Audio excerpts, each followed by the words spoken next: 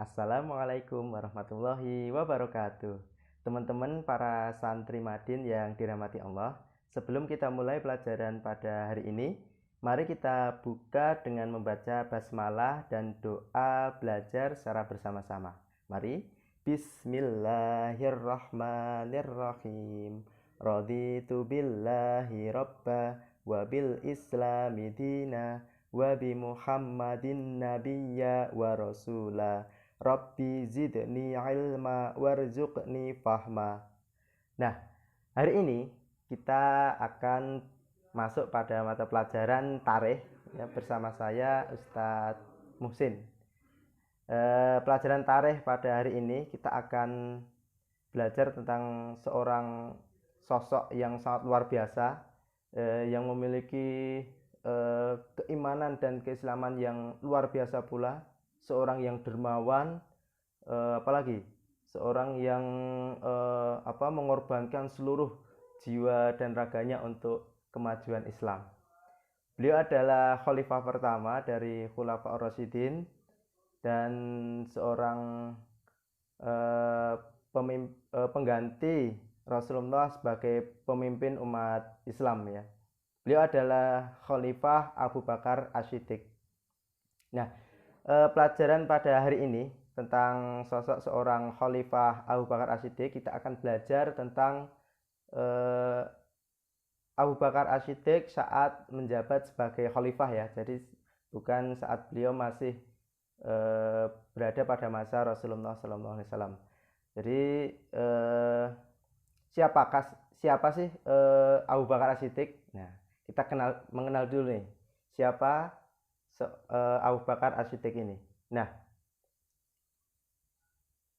Abu Bakar As-Siddiq ini lahir dengan nama Abdul Ka'bah bin Abu Quhafah ya.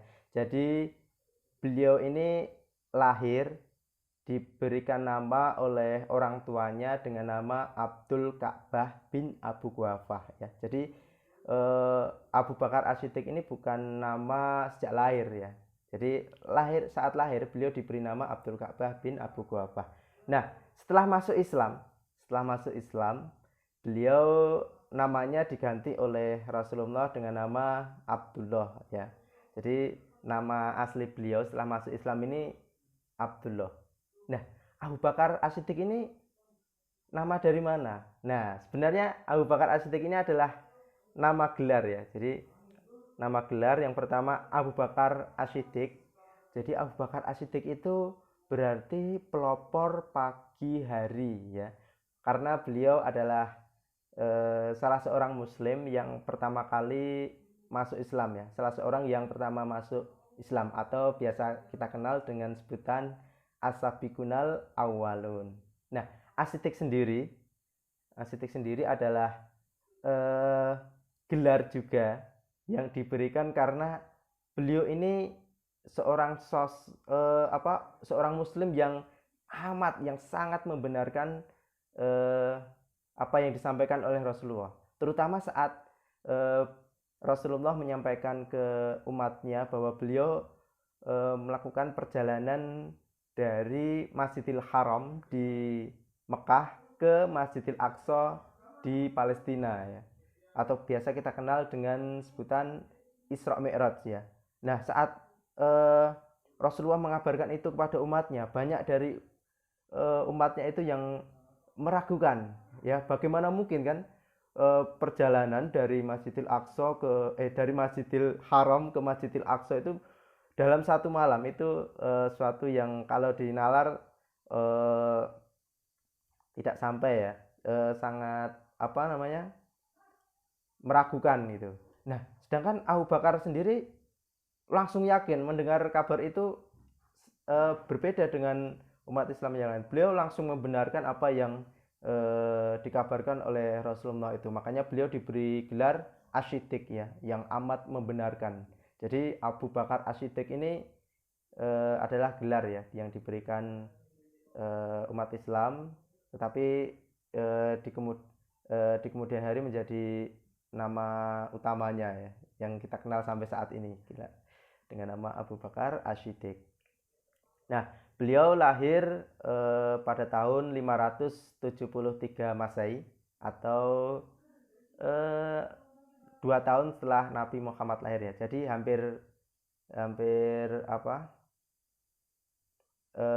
Hampir seumuran ya. Selisih 2 tahun, eh, lebih tua Nabi 2 tahun ya. Ayah beliau bernama Abu Quhafah Utsman bin Amir ya. Jadi Abu Quhafah ini jadi nama pertama kan Abdul Ka'bah bin Abu Quhafah. Nah, Abu Quhafah ini adalah ayah beliau dan ibunya bernama Ummu Khair Salama bin Sahar.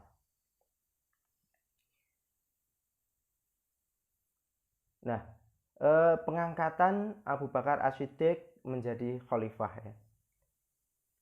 Jadi pada tahun 632 Masehi ya. Beliau diangkat pada tahun 632 Masehi. Ini bersamaan dengan wafatnya Rasulullah Shallallahu Alaihi Wasallam. Jadi Abu Bakar ini diangkat menjadi khalifah setelah dibaiat oleh kaum muslimin di suatu tempat bernama Sakifah Bani Sa'idah. Jadi waktu itu ada semacam perselisihan di antara umat muslim setelah wafatnya Rasulullah tentang siapa pemimpin yang akan menggantikan Rasulullah ini.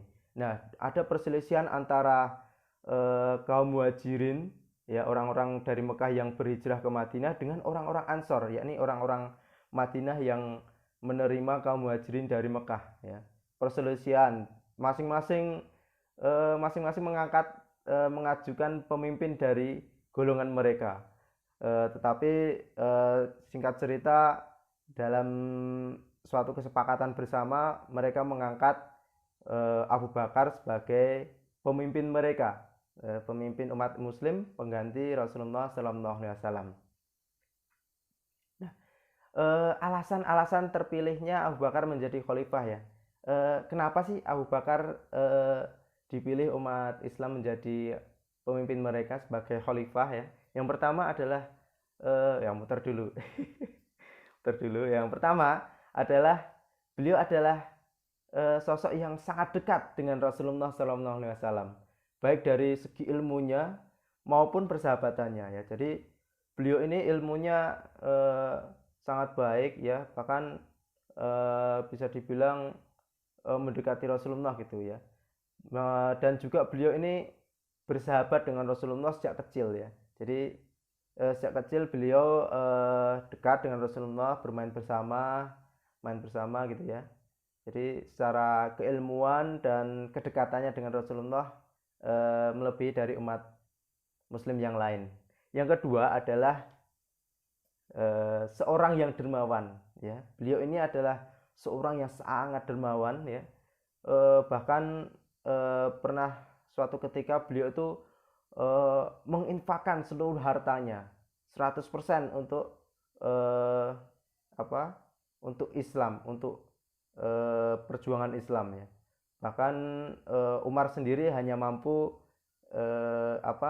menginfakkan setengah dari keseluruhan hartanya, sedangkan Abu Bakar ini seluruh hartanya gitu ya. Jadi beliau ini dikenal sangat-sangat dermawan di antara umat Islam yang lain. Yang ketiga adalah Abu Bakar ini pernah diperintah Rasulullah sebagai imam sholat ya saat beliau sakit. Jadi pernah diperintah oleh Rasulullah untuk menggantikan beliau sebagai imam sholat ya. Yang keempat adalah termasuk orang yang pertama masuk Islam ya. Jadi ya termasuk dari orang-orang pertama yang masuk Islam dari golongan Asabiqunal Awalun. Nah, seperti apa Islam pada masa Khalifah Abu Bakar? Nah, ini ada beberapa peristiwa. Yang pertama, Perang Ridho. Perang Ridho ini adalah memerangi kemunafikan dan kemurtatan dari umat Islam setelah wafatnya Rasulullah SAW. Jadi setelah wafatnya Rasulullah SAW, banyak dari umat Islam itu seperti kehilangan seorang pemimpin ya. Mereka kemudian menjadi munafik, menjadi murtad, keluar dari Islam, terutama tidak mau membayar zakat ya. Ada yang tidak mau membayar zakat dan lain sebagainya. Maka ini diperangi oleh Abu Bakar. Selain itu, selain tidak membayar zakat, juga lebih parahnya lagi, ini muncul nabi-nabi palsu yang mengaku sebagai nabi ya, pengganti Rasulullah SAW. Seperti yang paling kuat pengaruhnya adalah seorang nabi palsu, yakni Musailamah Al-Kadzab ya.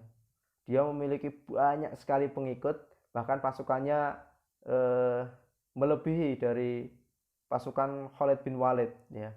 Jadi tapi dengan pertolongan Allah, Musailamah Al-Kadzab ini dikalahkan oleh pasukannya Khalid bin Walid yang jumlahnya lebih sedikit di dalam perang yang namanya perang Yamamah ya. Jadi Khalifah Abu Bakar ini berhasil menumpas nabi-nabi palsu pada masa beliau. Nah, yang kedua, ini Abu Bakar punya inisiatif untuk mengumpulkan ayat-ayat Al-Quran menjadi satu mushaf ya. Ya, dilatar belakangi oleh banyaknya para penghafal Al-Quran yang syahid dalam memerangi nabi palsu ya, memerangi Musailamah Al-Kadzab yang luar biasa ini, karena memang Musailamah Al-Kadzab ini punya banyak sekali pasukannya melebihi dari pasukannya Khalid bin Walid ya. Jadi banyak sekali pasukannya Khalid bin Walid ini yang menghafal Al-Quran dan gugur saat memerangi Musailamah Al-Kadzab. Nah, Khalifah Abu Bakar meminta Umar bin Khattab untuk mengumpulkan ayat-ayat Al-Quran dari para penghafal ya, dari para penghafal yang tersisa, dan tulisan-tulisan yang terdapat pada media tulis seperti tulang, kulit dan lain sebagainya. Jadi pada masa Rasulullah itu ayat-ayat yang disampaikan oleh Rasulullah ini ditulis oleh sahabat-sahabat beliau di atas tulang, di kulit dan lain sebagainya, di kayu gitu. Karena dulu belum ada kertas ya, belum ada kertas. Jadi ditulis di semacam kayu, ada di tulang, ada yang menulis di kulit begitu. Nah, itu dikumpulkan oleh Umar bin Khattab menjadi satu mushaf ya. Kemudian mushaf ini disimpan oleh Hafsah. Ya, Hafsah ini anaknya dari Umar bin Khattab, sekaligus juga istri dari Nabi Muhammad SAW.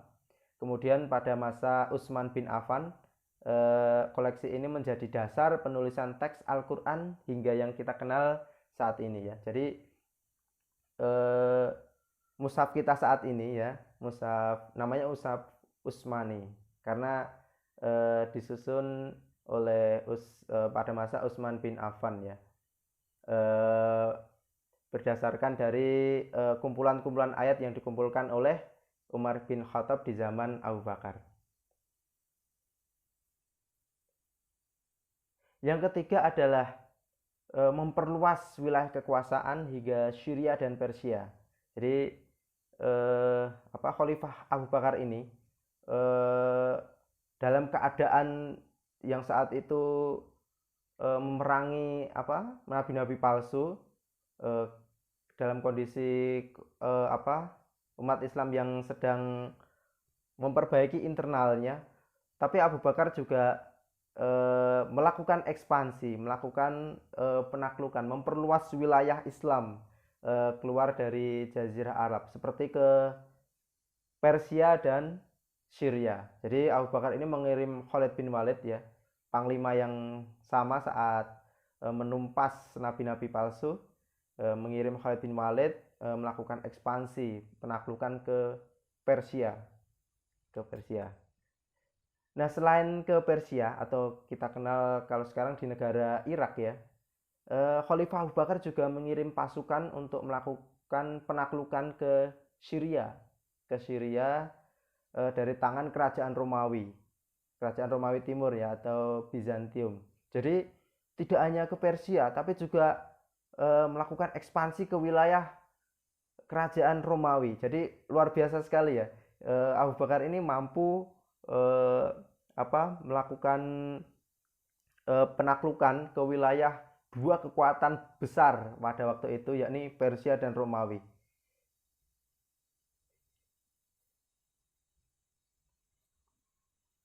Nah, yang terakhir kita membahas tentang wafatnya Khalifah Abu Bakar Ash-Shiddiq. Jadi setelah 2 tahun menjabat ya, Abu Bakar ini terkena sakit yang pada akhirnya menjadi sebab dirinya wafat ya. Ketika sakitnya makin parah, Abu Bakar lalu bermusyawarah dengan para sahabat untuk mencari khalifah sepeninggalnya. Nah, hasil dari permusyawarahan itu disepakati bahwa pengganti dari khalifah Abu Bakar adalah Umar bin Khattab.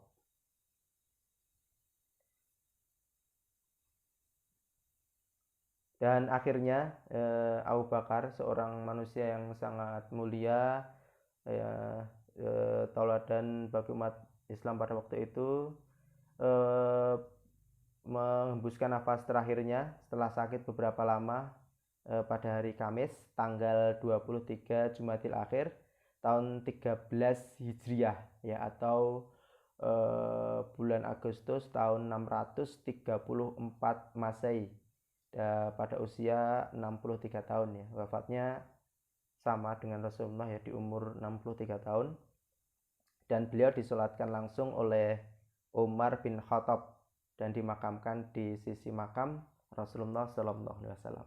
Nah, demikian pelajaran tarikh pada hari ini.